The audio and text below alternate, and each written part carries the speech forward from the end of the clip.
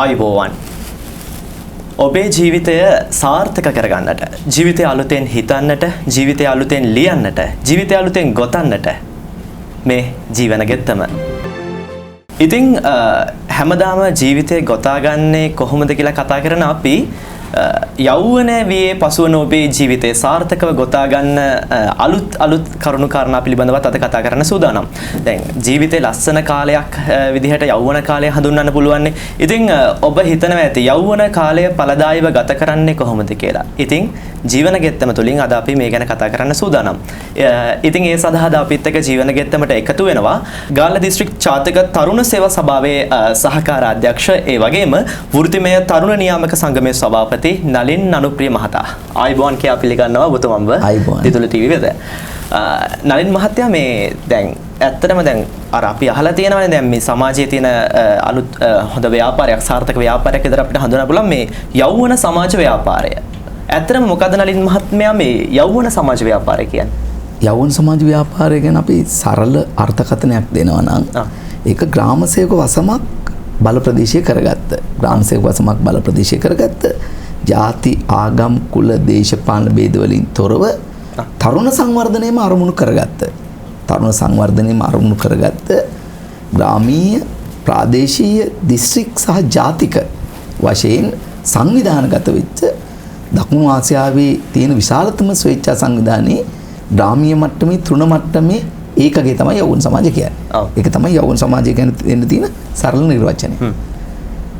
එතකොට මේ දැන් නලින් මහත්මයා මේ තව ප්‍රශ්නයක් මට අහන්න තියෙනවා මේ ජාතික තරුණ සේවා සභාවයි යෞවන සමාජ ව්‍යාපාරය මොකද්ද මේ දෙක අතර තියෙන සම්බන්ධය? ඒක හොඳ ප්‍රශ්නයක්. ජාතික තරුණ සේවා සභාව තරුණ සංවර්ධන වැඩ පටන් අරගෙන දැන් අවුරුදු 50කට ආසන්නයි. ඒ අවුරුදු 50ක කාලය ඇතුලේ ජාතික තරුණ සේවා සභාව විවිධ අත්හදා බැලීම් කරා. මේ අත්හදා බැලීම් අතරේ එක අවස්ථාවකදී තරුණ සේවා සභාව තීන්දුවක් ගන්නවා අපිත් එක්ක ජාතික තරුණ සේවා සභාව එක්ක ඍජුවම වැඩ කරන්න පුළුවන් එක දිගට පවතින සංවිධානයක අවශ්‍යතාවයක් තිබුණොත් හොඳයි කියලා. ඒක පහසුයි. ඒක පාලමක් වෙනවා තරුණ සංවර්ධනයේ ගමට ගෙනියන්න. එහෙම අපි සංවිධාන දෙකක් පටන් ගන්නවා. එකක් තමයි යෞවන සමාජ ව්‍යාපාරය. තවත් අපි සංවිධානයක් පටන් ගන්නවා ඒක නිස්කෝ තරුණ සමුපකාරය. ඒක තමයි අපි අත්වල බැඳගත්ත ජාතික තරුණ සේවා සභාවයි තරුණ සංවර්ධනය අතර පහලමක් හදන අපි නිර්මාණය කරගත්ත සංවිධාන දෙක. ඔව් නලින් මහත්මයා මේ ඒකත් එක්ක මේ දැන් ඇත්තටම ගත්තොත් දැන් ඔබතුමාගේ ජීවිතය ගෙත්තම් කරගද්දී දැන් ඔබතුමා මේ යෞවන සමාජ ව්‍යාපාරයට පිවිසුණේයි ඔබතුමාගේ ජීවිතය සඳහා පසුබිම්වුණු අත්දැකීමක් එහෙම තියෙනද මේ ශාස්ත්‍රයට පිවිසීමට? ඒක හරි. මම යෞවන සමාජ ව්‍යාපාරයෙන් නිර්මාණය වෙච්ච පුද්ගලෙක්. මට මතකයි මම බොරලස්ගම ඒගොඩවත්තේ යෞවන සමාජය කියන අර මම කියපු තෘණ මට්ටමේ පහළ මට්ටමේ සංවිධානයේ සමාජිකෙක් විදිහට ඇවිල්ලා පස්සේහි ප්‍රධාන ක්‍රියාකාරකයෙක් බවට පත් වෙලා ඒක සභාපති ලේකම් වගේ තනතුරු දරලා ඊට පස්සේ මම කිව්වා ප්‍රාදේශීය මට්ටමේ සංවිධාන කියන එක. ඒකට අපි අයත් වෙන්නේ කැස්බෑ මැතිවරණ කොට්ටාශයට. ඒ ප්‍රාදේශීය මණ්ඩලේ සභාපතිවරයා බවට පත් වෙලා විවිධ නිලතර දරලා එතනින් එහාට ඊළඟ පියවරේ කොළඹ දිස්ත්‍රික් මණ්ඩලයේ සභාපතිවරයා ලෙස කටයුතු කළා. ඊට පස්සේ ජාතික මණ්ඩලයට ගිහලා ජාතික මණ්ඩලයේ කටයුතු කළා.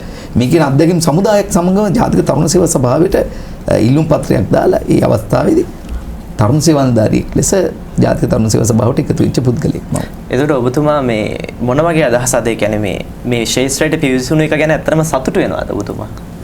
ඇත්තටම සතුටුයි. අපි විශ්වවිද්‍යාල අධ්‍යාපනයෙන් යම් දැනුම් සම්භාරයක් ලබා ගත්තා යම් අත්දැකීම් ප්‍රමාණයක් ලබා ගත්තා.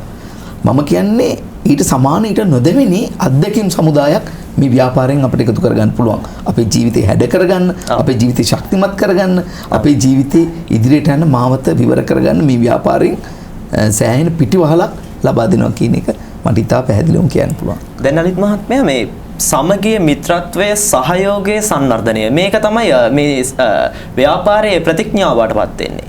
ඇත්තටම මේ ප්‍රතිඥාවේ සැබෑ අරමුණ මොකක්ද? ඔව්. යෞවන සමාජ ව්‍යාපාරය විධිමත් සංවිධානයක්. ඒ විධිමත් සංවිධානය ඇතුලේ අපි යාපනය ගත්තත් මාතර ගත්තත් මේ සංවිධානය ඇතුලේ අපේ නිලධාරී මණ්ඩලය සමානයි. ග්‍රාමීය මට්ටමේදීත් සමානයි, ප්‍රාදේශීය මට්ටමේදීත් සමානයි, දිස්ත්‍රික් මට්ටමේදීත් සමානයි. එතකොට අපිට තියෙන අප්පොඩියක් යෞවන සමාජ අප්පොඩියක්. අපි මේ අත්පොළ සන්නාදය දෙන්නේ අපේ සතුරු ප්‍රකාශය දනවද්දී අපි අත්පොළ සමත් දෙනවා. ඒකත් සමානයි. ඒ වගේම තමයි ඔය කියපු යෞවන ප්‍රතිඥාව. අපි මේ ව්‍යාපාරයේ සමාජිකත්වය ගත්ත ගමන්ම මේ සියලු දෙනා දැන් අපි බෞද්ධෙක් වුණාම පන්සිල් අරගෙන පන්සිල් පද පහ කිව්වට පස්සේ බෞද්ධෙක් බවට පරිවර්තනය වෙනවා වගේ මේ ව්‍යාපාරය ඇතුළට එද්දී අපි යෞවන ප්‍රතිඥාව දීලා තමයි ඇතුළට එන්නේ. එතකොට ඒකේ අර්ථ ගැන්වීම කොහොමද? සමගිය, මිත්‍රත්වයේ, සහයෝගයේ සහ සංවර්ධනය. එතකොට හැමදාම මේ ප්‍රතිඥාව හැමදාම දෙනවා. අපේ මූලික හැම වැඩසටහනදීම යෞවන සමාජයක් ආරම්භ කරද්දී අපේ න්‍යාය පත්‍රයේ තියෙනවා ඒක. වැඩසටහනක් ආරම්භ කරද්දී න්‍යාය පත්‍රයේ තියෙනවා. අපේ දිස්ත්‍රික් මණ්ඩල, ජාතික මණ්ඩල රැස්වීමකදී න්‍යාය පත්‍රයේ මුලින්ම තියෙන ඒ අංගයක් තමයි ප්‍රතිඥාව.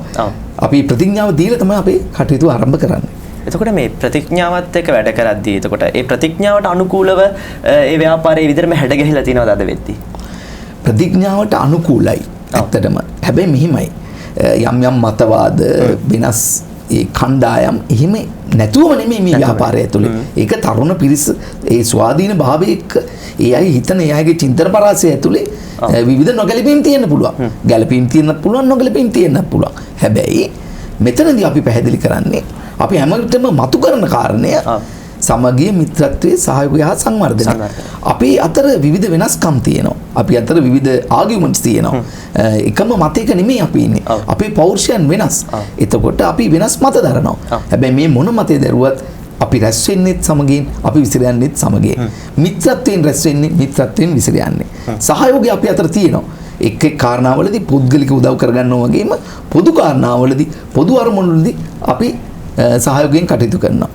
ඒ තුන ඇතුලේ අපි සංවර්ධනය කරා යනවා. මේක තමයි අපේ අර්ථ ගැන්වීම යෞවන ප්‍රතිඥාව. විවිධ මත දරුවත් සමගිව රැස් වෙලා සමගිව විසිර යන ගුණාංගයක් ජාතික තරුණ සේවා ව්‍යාපාරය තුල තියෙනවා. එතකොට මේ නලින් මහත්මයා ඇත්තටම මේ ජාතික තරුණ ජාතික මේ යෞවන සමාජය තුල ඇත්තටම මේ පැහැදිලි වෙලා තියෙන දැක්ම මොකක්ද? මේ යෞවන සමාජ ව්‍යාපාරය ඇතුලේ අපිට කාරණා දෙකක් තියෙනවා, අරමුණු දෙකක් තියෙනවා ඉෂ්ට සිද්ධ කරගන්න. අපි පැහැදිලිව ඉලක්ක කරන වැඩසටහන් දෙකයි. එකක් පුද්ගල සංවර්ධනය, පෞරුෂ වර්ධනය හා නායකත්ව සංවර්ධනය, පුද්ගල සංවර්ධනය. දෙක තමයි මේ රටේ සංවර්ධනයට අපේ දායකත්වය ලබා දීම. අත්දැකීම් එකතු කරගනිමින් දායකත්වය ලබා දීම. මේ අරමුණු දෙක, මේ දැක්ම ඇතුළේ ඉඳගෙන තමයි යෞවන සමාජ ව්‍යාපාරය ඉදිරියට යන්නේ. එතකොට මේ නලින් මහත්මයා මේ දැන් මෙතුවා කාලයකට අත්දැකීම් ලබා ගැනීම තුළින් මේ රටේ සංවර්ධනයට මේ යෞවන සමාජ ව්‍යාපාරය දායක වුණේ කොහොමද? ඇත්තටම යෞවන සමාජ ව්‍යාපාරය සංවර්ධනයට දායක වෙන මම කියන්නේ ගණනය කළ අවස්ථා සහ ගණනය නොකළ අවස්ථා තියෙනවා. උදාහරණයක් විදිහට ගත්තොත් අපි අපේ ගම් මට්ටමේ අපි කරන ශ්‍රම දාන වලින් අපි එකතු කරන අගය ඒක ගණනය නොකරන එකක්. ඇත්තට මේක අපේ ගිනුම් ගත නොවන ගණනය නොවන සංවර්ධනයේ දායක වීම. හැබැයි ඊට අමතරව අපි වෙනත් වැඩසටහන් වලදී අපි දායකත්වය ලබා දීලා තියෙන උදාහරණයක් විදිහට අපි පහුගිය කාලේ එක් මුහුණුවර කීපයකින් ආපු වැඩසටහන් තියෙනවා. ඒකෙදි ජාතික තරුණ සේවා සභාව අරමුදල් සම්පාදනය කරනවා තරුණයන්ට ඒ ගමේ අවශ්‍යතාවය හඳුන ගන්නවා. ඒ ගැන තීරණය ගන්න ඒගොල්ලෝ. එතකොට මොකක්ද කරන්න කියන එක තීරණය කරන්නේ ඒගොල්ලෝ. කවදද පටන් ගන්න කියන එක තීරණය කරන්නේ ඒගොල්ලෝ. ඒගොල්ලෝ තීරණය කළා ඒ ව්‍යාපෘති යෝජනාව අපිට ගෙනාවම අපි ඒකට අරමුදල් සම්පාදනය කරනවා. අරමුදල් සම්පාදනය කරාම සැලැස්මකට අනුව ඒ ව්‍යාපෘති ඒගොල්ලෝ සිද්ධ කරනවා. ඒ අය පාලම් හදලා තියෙනවා, පාරවල් හදලා තියෙනවා, ක්‍රීඩා පිටි හදලා තියෙනවා, විහාරස්ථාන ගොඩනගලා තියෙනවා. මේ විදිහේ ගොඩක් කාරණා අපිට උදාහරණ වලින් කියන්න පුළුවන්. ඒ අය එහෙම දායක වෙච්ච අවස්ථා රටේ සංවර්ධනයට. එතකොට මේ නලින් මහත්මයා මේ අරමුදල් සම්පාදනය කරද්දී මොන වගේ ක්‍රියාපටිපාටියද ඒ වෙලාවට අනුගමනය කරන්නේ? දැනට අපි රාජ්‍ය මුදල් වියදම් කිරීමේ නීති රෙගුලාසි තියෙනවා. ඒ නිසා අපි මේ නීති රෙගුලාසිත් එක්ක කටයුතු කරන්න වෙනවා රාජ්‍ය ආයතනයක් විදිහට ජාතික තරුණ සේවා සභාවට. එතකොට ජාතික තරුණ සේවා සභාව කොහොමද ක්‍රියාත්මක වෙන්නේ? අපි ප්‍රාදේශීය මට්ටමේ තරුණ සේවා නිලධාරියෙක් ඉන්නවා හැම ප්‍රාදේශීය ලේකම් කොට්ටාශයකටම ප්‍රාදේශීය ලේකම් කාර්යාලයට අනුයුක්ත කරලා. එයාගේ ඇහැ බැල්ම යටතේ තමයි මේ මුදල් වියදම් කරන්නේ. හැබැයි අපි තරුණයන්ව විශ්වාස කරනවා ඒ අයට මූලික අපි කොටස් වශයෙන් මුදල් නිදාස් කරනවා නම් පළවෙනි කොටස මෙන්න මේ කොටසෙන් කළ යුතු වැඩ කොටස. ඒක අධීක්ෂණය කරන් නිරන්තරව සොයා බලන්න අපේ තරුණ සේවා නිලධාරියාගේ වගකීමක් ඒක. ඒක දිස්ත්‍රික් කාර්යාලය හරහා ඊට පස්සේ ජාතික තරුණ සේවා සභාව මට්ටමට ඒ අධීක්ෂණය සිද්ධ වෙනවා. ඒ අධීක්ෂණය සිද්ධ වෙන ගමන් ඒ පියවර නිසියාකාරයෙන් සම්පූර්ණ කරනම අපි ඊළඟ වාරිකේ නිදහස් කරනවා. මේ විදිහේ වාරික නිදහස් කිරීමේ ක්‍රමයට අපේ අපේක්ෂිත ඉලක්කය කරා මේ වැඩසටහන ගෙන යන්න මෙහෙවමින් අපේ ඇහැ බැල්මයටදී මුදල් නිදහස් කරලා ක්‍රියාත්මක කරන වැඩසටහන විදිහට තමයි මම අර පහුගිය කාලේ මතු කරපු අපි අරමුදල් සම්පාදනය කරලා අරමුදල් දීලා කරපු වැඩසටහන. ඒතකොට අරමුදල් ඒගොල්ලෝ උත්පාදනය කරගෙන හොයාගෙන කරන වැඩසටහන් සෑහෙන සංඛ්‍යාවක් තියෙනවා. මම කියවන අර සමහර වැඩසටහන් තියෙනවා ගිණුම්ගත වීම සම්බන්ධ ප්‍රශ්න තියෙනවා. අපිට හරියටම එකතු කළ අගය එකතු කරගන්න බැරි අවස්ථා තියෙනවා. හැබැයි ඒ වැඩසටහන් වලට අරමුදල් ඔවුන් විසින් සම්පාදනය කරගෙන අනුග්‍රාහකයන් හොයාගෙන දේශපාලඥයන්ගෙන් අනුග්‍රහය ලබාගෙන එතකොට ගමේ ඉන්න ප්‍රභූවරුන්ගෙන් අනුග්‍රහය ලබාගෙන ඔවුන්ගේ සමාජික මුදල් එකතු කරලා අරමුදල් එකතු කරන වැඩසටහනක් තියෙනවා. දැන් මේ යෞවන සමාජ ව්‍යාපාරයේ සිදුවන කාර්යභාරයක් තියෙනවානේ. ඉතින් අපිත් එක්ක එකතු වෙලා ඉන්න ජීවන ගෙතන අරබන ප්‍රේක්ෂක ඔබ කැමති ඇති මේ යෞවන සමාජ ව්‍යාපාරයේ කාර්යභාරය මොන වගේද කියලා දැනගන්න. අපි මේ ගැන කතා කරන්න සූදානම් මේ විරාමයෙන් පස්සේ. මේ ජීවන ගෙතම. විරාමයෙන් පසු නැවතත් ඔබ එක්වන්නේ ජීවන ගෙතමත් එක්ක. ඉතින් ජීවිතය ගැන අලුතෙන් හිතන්න, ජීවිතය ගැන අලුතෙන් ගොතන්න. ජීවන ගෙතම වෙනද වගේ මදත් ඔබත් එක්ක එකතු වෙලා ඉන්නවා. ඉතින් අද අපි කතා කරන්නේ යෞවන සමාජ ව්‍යාපාරය ගැන. ඉතින් නලින් මහත්මයා මේ අපි දැන් විරාමයට කලින් කතා කරා මේ විරාමයෙන් පස්සේ අපි කතා කරන්න සූදානම් වෙනවා කියලා මේ යෞවන මේ සමාජ ව්‍යාපාරයේ කාර්යභාරය මොකක්ද කියලා. අපිට පොඩ්ඩක් පැහැදිලි කරලා දුන්නොත් මේ කාර්යභාරය ගැන. දැන් මම මුලින් කියපු කාරණෙත් එක්ක ගත්තොත් ජාතික තරුණ සේවා සභාව තරුණ සංවර්ධනය අරමුණු කරගත්තට පස්සේ ඒ අය කල්පනා කරා මේ තමන්ගේ සේවාවන් ගමට ගෙනියන්න ඕනේ පාලමක්. ඒ කියන්නේ නිශ්චිත සංවිධානයක්. නිරන්තරව තියෙන සංවිධානයක්, සක්‍රීය සංවිධානයක් ගොඩනගන්න. ඒකේ ඒ අපේක්ෂාව මුදුන්පත් කරගන්න තමයි යෞවන සමාජ ව්‍යාපාරය පටන් ගත්තේ. එතකොට යෞවන සමාජ ව්‍යාපාරය පටන් ගත්තට පස්සේ මේ තරුණ සංවර්ධනය කරා යන ගමනේදී මේක සංවිධානයක් විදිහට ඒකේ තියෙන ස්වාධීන භාවය, ඒකේ සමාජිකයන්ගේ තියෙන අයිතිවාසිකම, ඔවුන් සඳහා කරන්න තියෙන වැඩපිළිවෙල මොකක්ද කියන කාරණේ එක තමයි යෞවන සමාජ ව්‍යාපාරයේ කාර්යභාරය අපිට විස්තර කරන්න වෙන්නේ. ඒතකොට යෞවන සමාජයේ ප්‍රධාන කාර්යභාරය තීරණය කරන තීරකයා ජාතික තරුණ සේවා සභාව නෙමෙයි. ඒක සමාජිකයන් විසින් තීන්දුව කරන්නේ. හැබැයි සමාජිකයන් විසින් තීන්දුව කරනවා. හැබැයි අපි ඒ අයට දෙනවා අවස්ථාවක් කීපයක්. මෙන්න මේ විදිහේ වැඩසටහන් කරොත් හොඳයි කියලා.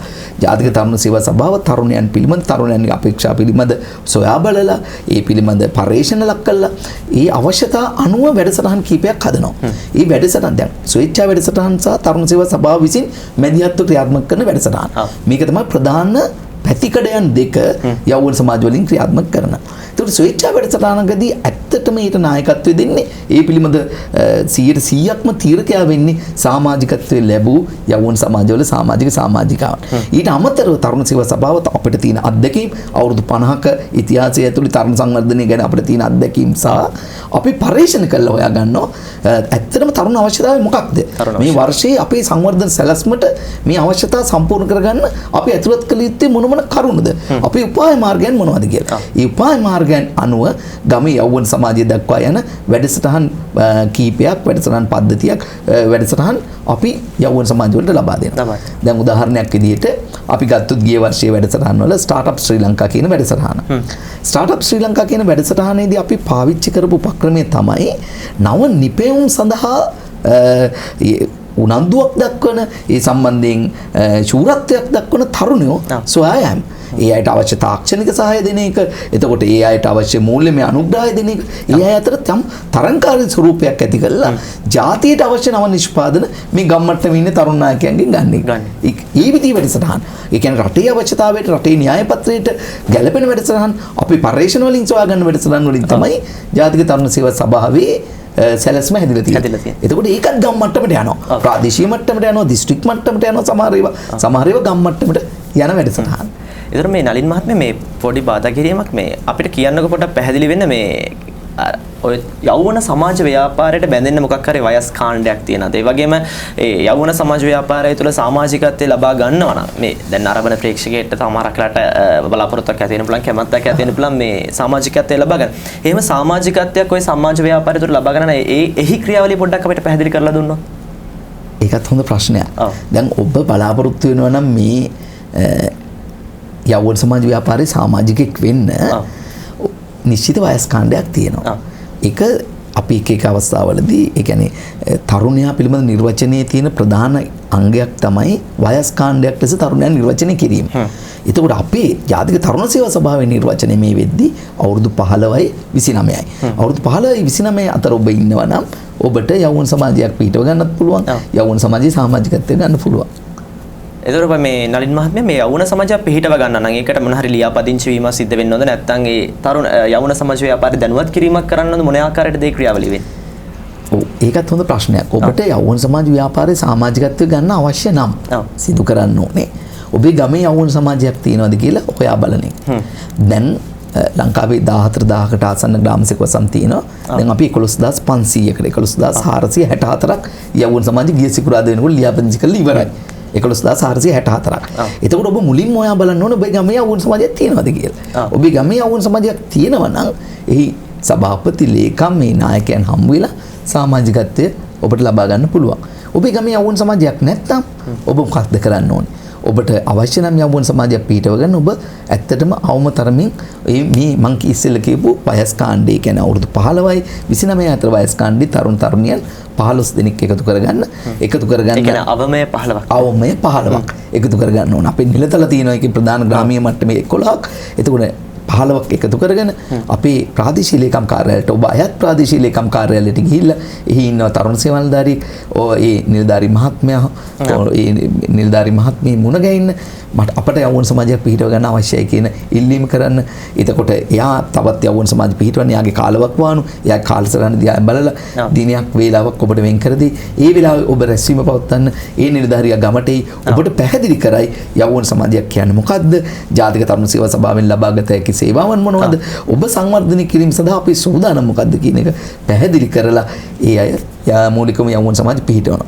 එතකොට ඔබතුමාගේ ප්‍රශ්නේ තව කොටසක් තියෙනවා. මේක ලියාපදිංචියක් තියෙනවා. ඔව් අපේ ලියාපදිංචියක් තියෙනවා.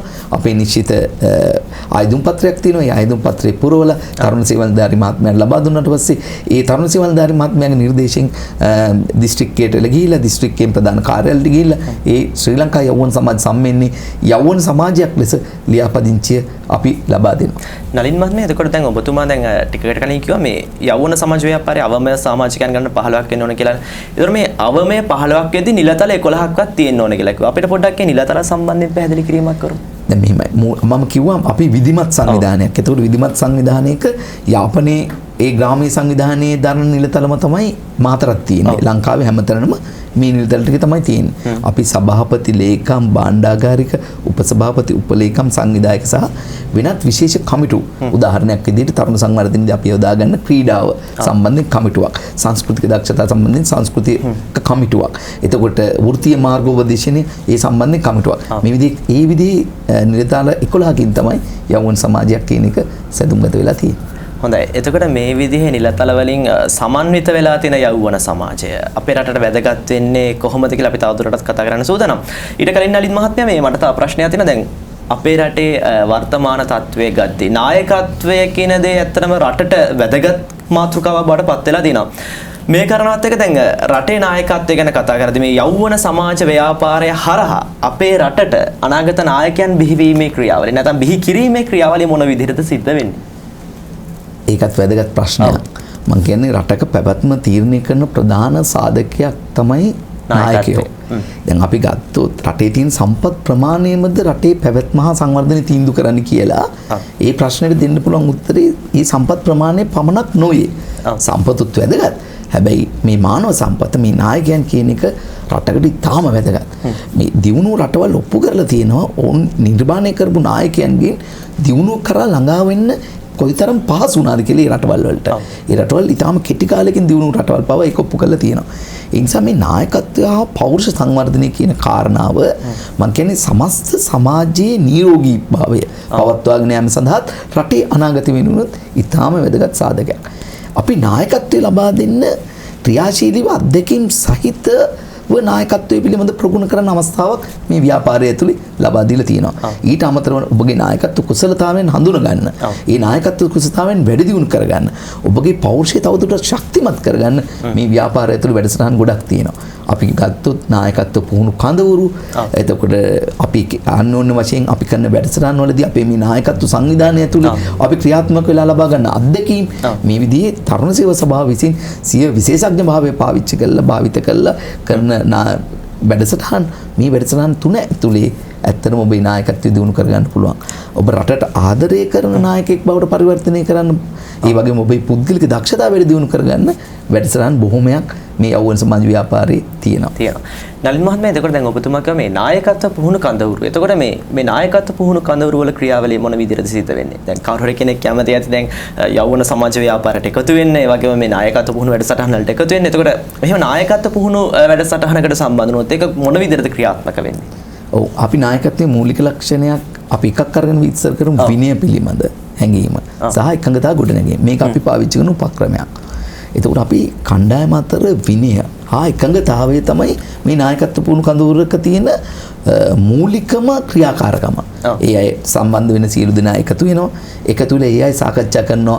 අපි දින 3ක වැඩසටහනක් මේ දින 3 ඇතුලේ මේ කඳවුරු භූමිය ඇතුලේ අපේ එකඟතාව මොනවද? අපි විනය පවත්වාගෙන යාම සඳහා පොදු එකඟතාවයක් ගොඩනගනවා. ඒ එකඟතාවයේදී ඒ අයම යෝජනා කරනවා. අපි වෙලාවටම වැඩ කරන්න ඕනේ කොහොමද? ඒ වෙලාවට වැඩ කිරීම සඳහා අපේ කාලසටහන කොහොමද? එතකොට අපි වැඩ බෙදාගන්නේ කොහොමද? ආහාර පාන ලබා දීම කියන කාර්යය අපි කවුද නිරත වෙන්නේ? අපි කොහොමද ඒක බෙදාගන්නේ? එතකොට අපි නියමිත පන්ති කාමර සැසිවලදී නියමිත වෙලාවට පන්ති කාමර සැසිවලට සහභාගී වෙනවද? ඒ සාකච්ඡාවේ ගුණත්වය කොහොමද අපි රඳවාගන්නේ පන්ති කාමර සැසිය ඇතුලේ? එතකොට අනෙක් අයට බාධාවක් ඇති නොවන විදිහට අපි මේ කඳවුර ඇතුලේ සමාජයේ ජීවත් වෙන්නේ කොහොමද? මේ වගේ ගැඹුරු සාකච්ඡාවක් කළා ඒ අය එකඟතාවයෙන් ගොඩනගා ගන්නවා. ඒ ගොඩනගාගන්න එකඟතාවයෙන් ඒ අය ප්‍රදර්ශනය කරනවා. අපි කියමු ආදිසි යම් එකඟතාවයෙන් 15ක් 20ක් ගොඩනගාගත්තා. එකක් දෙකක් අපිට අමතක වෙන්න පුළුවන් නේ. ඒක හැමදාම උදේට ඇවිල්ලා ඒ අය ඒගොල්ලන්ට සමාලෝචනයක් කරනවා. ඊයේ දවසේ වැරදිච්ච තැන් ගැන ඒගොල්ලෝ හොයලා බලනවා. ඊයේ දවසේ අපිට ඉලක්ක වලට යන්න බැරි තැන් ගැන ඒගොල්ලෝ සාකච්ඡා කරනවා.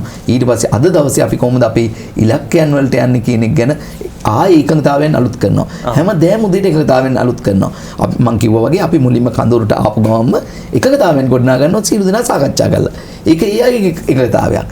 එතකොට ඒ අය ඒක මිදින්නේ නැහැ. එතකොට ස්වයං විනය කියන කාරණේ එතෙන්දී අපි ස්මතු කරලා ගන්නවා. ඊට පස්සේ අපි දවසේ සමාලෝචනයක් කරනවා. අද දවසේ අපි ශක්තිමත් වෙච්ච තැන් මොනවද? අපේ දුර්වල තැන් මොනවද? අපි ඒව නිවැරදි කරගන්නේ කොහොමද කියලා සාකච්ඡාවක් කරලා ඊළඟ දවසට මුහුණ දෙන්න සූදානම් වෙනවා. ඊළඟ දවසේ අපි ඒක ක්‍රියාත්මක කළා. එදත් ඒක නවතින්නේ නැහැ. මේක ඇත්තටම කන්ටිනියුස්ලි යන වැඩපිළිවෙලක්. මේකළු ඊළඟ දවසෙත් ආය ශක්තිමත් තැන් මොනවද දුර්වල තැන් මොනවද කියලා අවසානයේ වෙද්දී යම් ප්‍රගතිය ප්‍රගමනයක් පෙන්වන්න ඒ අය විසින්ම ගොඩනගාගෙන විනය පිළිබඳ හැඟීම ඇති කරගෙන කාල වේලාවට වැඩ කරලා අනික් අයට කරදරයක් ඇති නොවන විදිහට වැඩ කරලා ඒ එකඟතාවයෙන් පවත්වාගෙන යනවා. ඒක නායකත්ව ගොඩනැගීම සඳහා වන ප්‍රධාන සාධකයක්. දැන් සහකාර අධ්‍යක්ෂකතුමනි දැන් මේ විදිහට යෞන් සමාජ ව්‍යාපාරය තුළ මේ වැඩ කටයුතු කරගෙන යනකොට දැන් මේ යෞන් සමාජ ව්‍යාපාරයට ගැහැණු පිරිමි දෙපාර්ශ්වයේම යෞවනයන් සහභාගී වෙනවා. එතකොට මේ වගේ නායකත්ව කඳවුරක ඉන්නකොට මේ ගැහැණු දරුවන්ගේ පිරිමි දරුවන්ගේ ආරක්ෂාව පිළිබඳව කොහොමද ඒ වගකීම ඔබතුමන්ලාගේ මේ ව්‍යාපාරය දරන්නේ? ඇත්තටම මම කිව්වා වගේ ප්‍රධාන දේ තමයි එකඟතාව ගොඩනගා ගැනීම. ඒ එකඟතාව ඇතුළේ ක්‍රියාත්මක වුණොත් විනය පිළිබඳ ගැටලුවක් හෝ අපේ මේ දුවල සම්බන්ධයෙන් අපේ තරුණියන් සම්බන්ධයෙන් ගැටලුවක් මතුවන්නේ නැහැ. හැබැයි අපි එතනින් ඒක සීමා කරන්නේ මේක විශ්වාස පිළිබඳ ප්‍රශ්නයක් නෙමෙයි. අපි විශ්වාස කරනවා තරුණ ප්‍රජාව. හැබැයි අපේ නිලධාරීන් ඒ කඳුරු වල නියමාසික වෙලා මේ පිළිබඳ අධ්‍යයනයක් කරමින් ඒගොල්ලෝ ඇහැබැල්මට තමයි ඒ කඳුරු පවත්වාගෙන යන්නේ. හදිසියෙන් හරි දැන් නලින් මහත්මයා මේ විනය විරෝධී වැඩක් වුණොත් ඒ අවස්ථාවේදී මේ ඔබලගේ සංවිධානය කොහොමද ක්‍රියාත්මක වෙන්නේ මේ ව්‍යාපාරය තුල? දැනට යෞවන සමාජ ව්‍යාපාරයේ තියෙන එක් ලක්ෂණයක් තමයි මේ විනය විරෝධී වැඩට පොදුවේ සමාජිකයන් සියලු දෙනාම විරුද්ධ වෙනවා. මම කියන්නේ ඒක රටටත් පුහුණු කළ යුතු ගුණාංගයක් විදිහට මම දකිනවා. එතකොට ඒකේ මූල අවස්ථාවේම මේ වැඩේ වල මම කියන්නේ ප්‍රශ්චාත් මාර්ග පරීක්ෂණ වලට යන්න එකට කලින් වැඩේ පටන් ගත්ත ගමන්ම අපි මේ විනය විරෝධී කාර්යයක් වෙනකොටම එතන ඉන්න වයස් ભેදයෙන් තොරව දැන් අපි කියමු සීනියර් ජූනියර් වෙන්න පුළුවන්. හැබැයි මේ කරන්නේ වැරද්දක් බව පැහැදිලි කරනවා. එහෙම උපසංස්කෘතියක් ඒක ඇතුළේ අපි නිර්මාණය කරලා තියෙනවා. එහෙම කරා කියලා කවුරුත් පෞද්ගලිකව අමනාප වෙන්නේ නැහැ. ඒ අයගේ සීමාවන් හඳුන්වා දෙනවා. එතකොට මේ සීමාවන් හඳුන්වා දීම අපේ එතන ඉන්න ඕනම සමාජිකයෙකුට කරන්න පුළුවන්. හැබැයි මේ සීමාවන් ඔබට එනවා නම් එතන නායකයෙක්ට දැනුම් දෙනවා. නායකයා විසින් මැදිහත් වෙලා ඒ කාරණේ පැහැදිලි කරනවා. ඒ කාරණේ පැහැදිලි කරලා අපි කියමු මෙතනොත් සීමාවෙන් ඔබට යනවා කියලා. සාමාන්‍යයෙන් සමාජිකයන් විසින් හඳුන්වා දෙන අවස්ථාවේදී ඔයා මේ කාරණේ නිසා මේ අයට යම් අයහපතක් එනවා. මේ කාරණේ නිසා අපේ පොදු විනය පිරීමක් ලක් වෙනවා කිව්වොත් ඒ අයක නිවැරදි කරගන්නවා. හැබැයි එහා ගියොත් ඒ යවුවන සමාජ නායකයෝ ඒ ප්‍රාදේශීය මට්ටමේ නායකයෝ මැදිහත් වෙනවා. ඉන් එහා ගියොත් අපේ මැදිහත් වීමක් තියෙනවා අපේ නිලධාරීන්. ඊට අමතරව අර මම කිව්ව මුලින් කියපු යවුවන සමාජෙත් විනය කමිටුවක් කියලා එකක් තියෙනවා. ඒ විනය ගැන බලන විශේෂිත කණ්ඩායමක්. හැබැයි ඒ අයට විතරක් ඒක පවරලා අනික් අය ආක බලා ගන්න නැහැ. මේ සංස්කෘතිය ඇතුලේ සියලු දෙනාම විනය ගැන බලනවා. හැබැයි අර අය විශේෂයෙන්ම ඒ විනය ගැන මැදිහත් වෙන කණ්ඩායමක්. ප්‍රාදේශීය මට්ටමෙත් විනය ගැන මැදිහත් වෙන කණ්ඩායමක් ඉන්නවා. අපි කියමු දිගින් දිගටම විනය විරෝධී කටයුත්තක් යම් කෙනෙක් ඉන්නවනම් ඒ අය ඒ විනය කමිටුව රැස් වෙලා ඒ අයගෙන් ඒ විනය පිළිබඳ විනය කඩා දැමීම පිළිබඳ ප්‍රශ්න කරලා ඒ අය වාර්තා කරනවා තමන්ගේ සංවිධානයට. යවුවන සමාජික සමාජික නම් යවුවන සමාජයට වාර්තා කරනවා. මෙයා දිගින් දිගටම අපි කියන අපේ පැහැදිලි කිරීම පොදු එකඟතාවයෙන් කඩලා විනය සම්බන්ධ තනකට යනවා කියලා. විනය ගැටලුවක් මතු කරනවා කියලා. එතකොට මේ සංවිධානය විසින් තීන්දුව කරනවා ඔහු වර්ධකරුවෙක් නම් සමහර විට එයාව తాවකාලිකව එයාගේ සමාජිකත්වය අත්හිටවනවා. සමහර විට එයාගේ සමාජිකත්වය අත්හිටවන්න තීරණය කරනවා. බරපතල ගණේ වැරද්දක් නම් එහිම විනය සම්බන්ධයෙන් වෙන කතිකාවක් සහ උපසංස්කෘතියක් මේ ව්‍යාපාරය ඇතුළේ තියෙනවා. හැබැයි අපිට මෑත කාලේ මේ ව්‍යාපාරෙන් එළියට තල්ලු කළා දාන්න, ඒ කියන්නේ අයින් කළා දාන්න විනය විරෝධී හේතු සහිත එහෙම සිද්ධි වාර්තා වෙලා නැහැ. ඇත්තටම ඒ ඔක්කොම ගම් මට්ටමේදී ප්‍රාදේශීය මට්ටමේදී සුළු සිද්ධීන් විදිහට මතුවෙනවා. නමුත් ඒ ඔක්කොම අපි විසඳා ගන්නමින් අර පොදු එකඟතාවය කියන එක ඇතුලේ පොදු එකඟතාවය ආරක්ෂා කරගමින් යන සංවිධානයක් බවට මේ ව්‍යාපාරය පත් වෙලා තියෙනවා.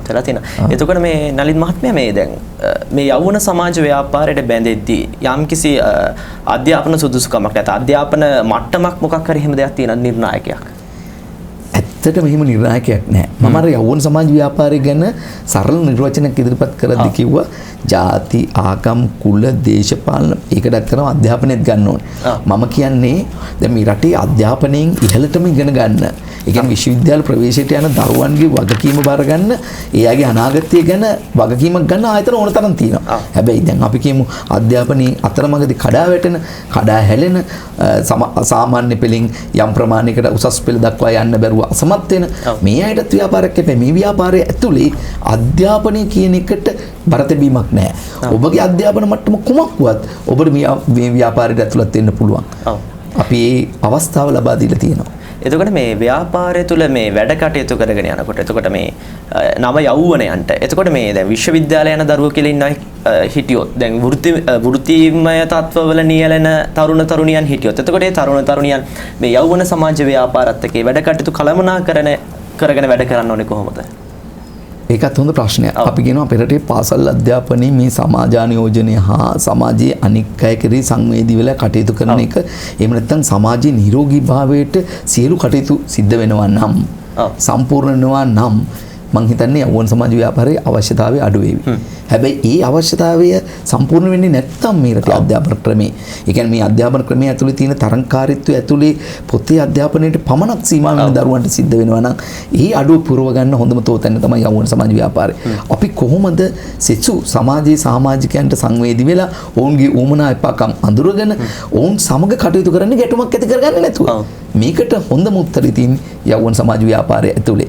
එතකොට වෘත්තීය පුහුණුව කරනවා නම් වැඩිදුර අධ්‍යාපනය කරනවා නම් අපි හිතුවොත් මේ යෞවන සමාජ ව්‍යාපාරයෙන් එක්කෝ විශේෂ බාහිර ක්‍රියාකාරකම් වලින් ඈත් වෙලා තමන්ගේ ජීවිතය ජය ගන්න එතන ලොකු අඩුපාඩුවක් තියෙනවා. ඒ නිසා තමයි අපේ රටේ ඉතාම උසස් ප්‍රතිඵල ගත්ත දරුවන් පවා සියදි විනාශා ගැනීම වලට වෙනත් වැරදි ක්‍රියාවන් වලට යම් වැරදි ඇබ්බැහිවීම් වලට යන්නේ. හැබැයි අපි කියන්නේ තමන්ගේ පෞරුෂය නිර්මාණය කරන තමන්ට අත්දැකීමක් ලබා දෙන. අපි කියනවා දිගටම ජයග්‍රහණ පිළිබඳ අත්දැකීමක් මට තියෙන. මට එක පරාජයක් ආවොත් මගේ ජීවිතේ දරා ගන්න බෑ. හැබැයි මේ ව්‍යාපාරය ඇතුලේ මේ අත්දැකීම් වලින් අපි මුවහත් කරනවා, සන්නද්ධ කරනවා. එතකොට ඔබේ පෞරුෂය ශක්තිමත් වෙනවා. ඒක නිසා තමයි අපි කියන්නේ යෞවන සමාජ ව්‍යාපාරය අවශ්‍යයි. ඔබට අත්දැකීම් බෙදා හදා ගන්න. ඔබගේ හැඟීම් දරා ගන්න මේ ව්‍යාපාරයේ තියෙන අත්දැකීම් අවශ්‍යයි. ඒ දෙක ඇතුළේ ඔබේ පෞරුෂය ශක්තිමත් වෙනවා. ඒ නිසා ඔබට ඔබේ ජීවිතයේ යම් ආකාරයක ශක්තියක් ගොඩනගා ගන්න, ජයග්‍රහණ ලබා ගන්න ඔබට මේ ව්‍යාපාරයේ අත්දැකීම අවශ්‍යයි. ඔව්. ජීවිතය ජය ගන්න, ජීවිතයේ පෞරුෂයෙන් යුතුව වැඩ කරන්න, ජීවිතය සාර්ථකත්වයට හරව ගන්න, ජීවිතයේ සාර්ථකත්වය උදෙසා පියන ගන්නට මේ යෞවන සමාජ ව්‍යාපාරය අතිශයින්ම පිටුවහලක් කරගන්න පුළුවන්. ඉතින් නලින් මහත්මයා මේ දැන් යෞවන සමාජ ව්‍යාපාරයේ මේ යෞවන ක්‍රීඩා උළෙල කියලා මේ ක්‍රීඩා උළෙලක් පැවැත්වෙනවා. ඊට අමතරව සංස්කෘතිකාංග පැවැත්වෙනවා. එතකොට මේ යෞවන සමාජයේ හරහා ක්‍රියාත්මක වෙන තවත් දේවල්. හොඳයි, අපි මේ පිළිබඳව තවදුරටත් වැඩිදුරට අපි කතා කරන්න සූදානම් වෙනවා මේ විරාමයෙන් පස්සේ, මේ ජීවන ගෙත්තම. විරාමයෙන් පසු නැවතත් ඔබ එකතු වන්නේ ජීවිතය ගැන අලුතෙන් කතා කරන, ජීවිතය ගැන අලුතෙන් හිතන ජීවන ගෙත්තමත් එක්ක. ඉතින් විරාමයට කලින් අපි කතා කරා, ඔබට මතක ඇති මේ ජාතික යෞවන ක්‍රීඩා උළෙල කියන්නේ මොකක්ද කියලා. ඉතින් අද මේ යෞවන සමාජ ව්‍යාපාරය සම්බන්ධව කතා කරනකොට අපිත් එක්ක නලින් මහත්මයා එකතු වෙලා ඉන්නවා. අපි කැමතියි නලින් මහත්මයා දැනගන්න මේ ජාතික යෞවන ක්‍රීඩා උළෙල කියන්නේ මොකක්ද? ඒ වගේම මේ ඒ ක්‍රීඩා උළෙලේ සිදුවන මේ ක්‍රියාවලිය ගැන මේ අපිව දැනුවත් කරන්න පුළුවන් නම් ගොඩක් හොඳයි. ජාතික යෞවන ක්‍රීඩා උළෙල ගැන කතා කරද්දී අපි ඉස්සෙල්ලාම ග්‍රාමීය මට්ටමේ තැනට යන්න වෙනවා. උදාහරණයක් විදිහට ගත්තොත් අපි මහරගම ප්‍රදේශයේ උදාහරණයක් ගත්තොත් මහරගම ප්‍රදේශයේ යෞවන සමාජවල සමාජිකාවන් එකතු වෙලා ඊ ප්‍රාදේශීය ලේකම් කොට්ටාශයේ ක්‍රීඩා උත්සවය පවත්වනවා. ප්‍රාදේශීය ක්‍රීඩා උළෙල. එතකොට මේ ප්‍රාදේශීය ක්‍රීඩා උළෙල පවත්වලා ඒකෙන් ජයග්‍රහණ, ඒක සම්පූර්ණ ක්‍රීඩා උළෙලක්, ජාතික මහා ක්‍රීඩා උළෙලේ තියෙන ඔක්කොම අයිතමෙන් ඒක ඇතුලේ තියෙන ඔක්කොම ක්‍රීඩාවන් එකකින් සම්පූර්ණ ක්‍රීඩා උළෙලක්. ඒකෙදි ඒ අය තමන්ගේ දක්ෂතාව පෙන්නලා ඒ අයට ඊළඟට එන්න පුළුවන් දිස්ත්‍රික් මට්ටමට. දිස්ත්‍රික් මට්ටමේ ක්‍රීඩා උළෙල, ඒ කියන්නේ කොළඹ දිස්ත්‍රික් ක්‍රීඩා උළෙල ඒ අය පවත්වනවා. ඒකෙන් ජයග්‍රහණ ලබා ගත්තට පස්සේ ඒ අයට පුළුවන් ජාතික මට්ටමේ ක්‍රීඩා උළෙලට සහභාගී වෙන්න. ඒක තමයි ජාතික යෞවන ක්‍රීඩා උළෙල කියන්නේ. ඒකෙදි ජයග්‍රහණ අරගෙන ජාතියට අලුත් ක්‍රීඩකයන් හඳුන්වා දීමේ වැඩසටහනක් විදිහට, ඒ කියන්නේ තමන්ගේ පාසල් මට්ටමේදී ක්‍රීඩාවේ ජයග්‍රහණ නොපෙන්නු ජාතික මහා ක්‍රීඩා උළෙලට ආව නැති ක්‍රීඩකයන් ජාතියට හඳුන්වා දෙන වැඩසටහනක් විදිහට ජාතික යෞවන ක්‍රීඩා උළෙලට කීර්තියක් දිනාගෙන තියෙනවා. ඔව් නලින් මහත්මයා මේ උගත් එක්ක තව පොඩි ප්‍රශ්නයක් පැන නගිනවා. මේ ක්‍රීඩා දක්ෂතාවයේ තියෙන අයට මේ යෞවන ක්‍රීඩා උළෙල විතරද තියෙන්නේ? ඔව්, ඒකත් හොඳ ප්‍රශ්නයක්. යෞවන ක්‍රීඩා උළෙලෙන් ඔබට තරුණ සේවා සභාව ක්‍රීඩාව සංවර්ධනය සඳහා ගෙන ඇති ක්‍රියාමාර්ග. අපේ ඉන්නවා පුහුණු කණ්ඩායම් හියන්තොඩුවේ ගම්පහ දිස්ත්‍රික්කයේ හියන්තොඩුව පුහුණු මධ්‍යස්ථානයේ අපි වෙන් කරලා තියෙන ක්‍රීඩා සංචිත පවත්වාගෙන යාම සඳහා කබඩි ක්‍රීඩාවට දක්ෂ තරුණයෝ ගෙනහල්ලා ඒ අයට නේවාසික පහසුකම්, ආහාර පහසුකම් දීලා නේවාසික කරගෙන ඒ කබඩි ක්‍රීඩාව උගන්වන ජාතික සංචිතයක් තියෙනවා සම්පූර්ණ ජාතික තරුණ සේවා සභාව වියදමින්. ඊට අමතරව වොලිබෝල් කාන්තා පිරිමි කණ්ඩායම් මේ එක්ක ජාතික සංචිත අපි පවත්වාගෙන යනවා. අපි ඊට පස්සේ ඒ අය පුහුණු කළා, ඒ අයට ක්‍රීඩා ඩිප්ලෝමා එකක් අපිත් එක්ක වැඩ කළා. ඒ ක්‍රීඩාව සම්බන්ධයෙන් ප්‍රවීණයන් බවට පත් වෙනවා. දැනට තියෙන තත්ත්වය සතුටුදායකයි. ඒ අයට ඇත්තටම එළිය රස්සාවල ඕන තරම් තියෙන. දැන් උදාහරණයක් විදිහට ගත්තොත් විදේශ සේවා නියුක්ති කාර්යාංශයට අපේ කාන්තා කණ්ඩායම සම්පූර්ණයෙන්ම ගත්තා. ඒ අයට රස්සාව දුන්නා විදේශ සේවා නියුක්ති කාර්යාංශයට. එතකොට ඒ විදිහේ ක්‍රීඩාව දියුණු කරන වැඩසටහන් ගණනාවක් ජාතික තරුණ සේවා සභාවේ තියෙනවා. දැන් අලුතෙන් අපි පටන් අරන් තියෙනවා මහරගම ජාතික තරුණ මධ්‍යස්ථානයේ කේන්ද්‍ර කරගනිමින් දුනු විදීමේ ක්‍රීඩාව. මේ දුනු විදීමේ ක්‍රීඩාව ගැන ලංකාවේ ගොඩක් සාකච්ඡා වෙලා තිබුණා. නමුත් ඒකට නිශ්චිත වැඩපිළිවෙලක් තිබුණේ නැහැ. තැන් තැන් වල කණ්ඩායම් පුහුණු වෙමින් හිටියා. දුනු විදීමේ ක්‍රීඩාවට රාජ්‍ය ආයතනයක් විදිහට අනුග්‍රහය දීලා දැන් දුනු විදීමේ ක්‍රීඩාව පටන් ගන්න තියෙනවා. දුනු විදීමේ ජාතික සංචිතයක් අපි ක්‍රියාත්මක කරන්න බලාපොරොත්තු වෙනවා. ඊට අමතරව තවත් වැඩසටහනක් තියෙනවා. අපි මේ වැඩසටහනට අපි කියන්නේ ටැලන්ට් හන්ට් කියලා. ඒ ලෝකයේම ක්‍රීඩාව කරද්දී ඒ ක්‍රීඩාවල පාවිච්චි කරන මෙවලමක් තියෙනවා. ක්‍රීඩකයන් සොයාගෙනදී වෙනත් යම් කිසි කාර්යයකට දක්ෂ පුද්ගලයෙක් ක්‍රීඩාවට ඇබ්සෝබ් කරගන්නවා. එහෙම නැත්නම් ඇතුළත් කරගන්නවා. අපි කියනවා ශක්තිමත් මස්පිඩු සහිත කෙනෙක් බර ඉසිලීමේ තරගයකට. හැබැයි ඒ ටැලන්ට් එක යාගේ ක්‍රීඩාවටම තියෙන ටැලන්ට් එකක් නෙමෙයි. වෙනත් ටැලන්ට් එකක් පරිවර්තනය කරගන්නවා ක්‍රීඩාවේ දක්ෂයෙක් විදියට. අපි නිකන් උදාහරණයක් ගමු. ඇත්තටම හෙල්ල විසිකිරීමේ දක්ෂයෙකුට ඇත්තටම වේග පන්දු යවන්නෙක් වෙන්න පුළුවන්ද? ලෝකයේ එහෙම ප්‍රවණතාවයක් තියෙනවා. අපි ඒ නිසා ජාතික තරුණ සේවා සභාව අලුත් වැඩසටහනක් විදිහට ටැලන්ට් හන්ට් වැඩසටහන පටන් අරන් තිනවා. ඒකෙදි යම්කිසි කාර්යයකට දක්ෂ නම්, ඔබ යම්කිසි කාර්යයක සුවිශේෂී පුද්ගලයෙක් නම්, ඒ පිළිබඳ සුවිශේෂී ප්‍රාගුණ්‍යයක් ඔබට තියෙනවා නම් ඔබට ඒ වැඩසටහනට දායක වෙන්න පුළුවන්, එකතු වෙන්න පුළුවන්. ඊට පස්සේ ඒ දායකත්වයේ තාක්ෂණික වගේ කිරීමක් කළා. එයාගේ දක්ෂකම තාක්ෂණික වගේ කළා. එයාට ක්‍රීඩාවක් හඳුන්වා දීලා මේ රටේ ක්‍රීඩාව සංවර්ධනය කරන්නත් ඒ ක්‍රීඩාව හරහා තරුණ සංවර්ධනය කිරීම වැඩපිළිවෙලක් ජාතික තරුණ සේවා සභාවේ තියෙනවා.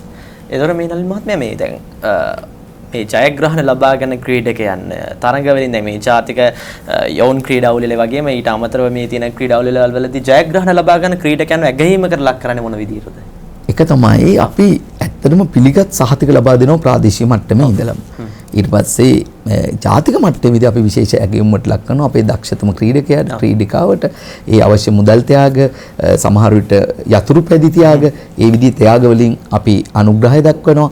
ඒ විතරක් නෙමෙයි ජාතික සංචිතවලට ඒ අයට ඇතුළත් වීම සඳහා අවශ්‍ය මඟ පෙන්වීම, ඒ තාක්ෂණික සහාය මේ සියල්ලම අපි ලබා දෙනවා. මොකද අපිට අවශ්‍ය ජාතික මට්ටමට ක්‍රීඩකයන් නිර්මාණය කිරීම. සමහර විට වෙනත් ක්‍රීඩා තරඟවලදී ජයග්‍රහණ නොපෙන්වූ අය අලුතෙන් හඳුන්වා දීලා ජාතික මට්ටමේ ක්‍රීඩකයන් බවට පරිවර්තනය කිරීම සහ ජාතියට ලැබෙන වටිනාකම ලබා ගැනීම තමයි අපේ අරමුණ. ඒතර නලින් මහත්මයා මේ ක්‍රීඩාවට විතරනේ මේ ක්‍රීඩාවට ඔබට ගිහිල්ලා දැන් මේ සංස්කෘතික දක්ෂතා තියෙන යෞවනයන් ඉන්නවනේ තරුණ තරුණියන්. ඒතර ඒ තරුණ තරුණියන් වෙනුවෙන් යෞවන සමාජ ව්‍යාපාරයේ මොකක් හරි ඉඩක් තියනවද? ඒක හරි. ඒ ප්‍රශ්නයත් අර පළමු ප්‍රශ්නයටම සම්බන්ධයි. මොකද මම කියවන ලෝකේ රටවල් තරුණ සංවර්ධනයේ පාවිච්චි කරන ප්‍රධාන මෙවලම ක්‍රීඩාව. ඊළඟ මෙවලම තමයි ඔය කියන සංස්කෘතික දක්ෂකම්.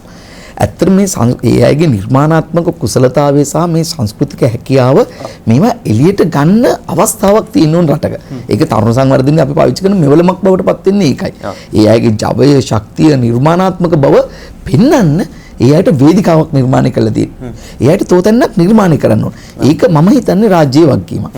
ඒ රාජ්‍ය වගකීම ජාතික තරුණ සේවා සභාව උරුමතට අරගෙන ජාතික තරුණ සේවා සභාව සංස්කෘතික වශයෙන් දක්ෂතා පෙන්වන අයට යෞවන සම්මාන තරඟාවලිය කියලා තරඟාවලියක් පවත්වනවා. මේක අපි දීර්ඝ කාලයක් අවුරුදු 20කට අධික කාලයක් පවත්වපු තරඟාවලිය.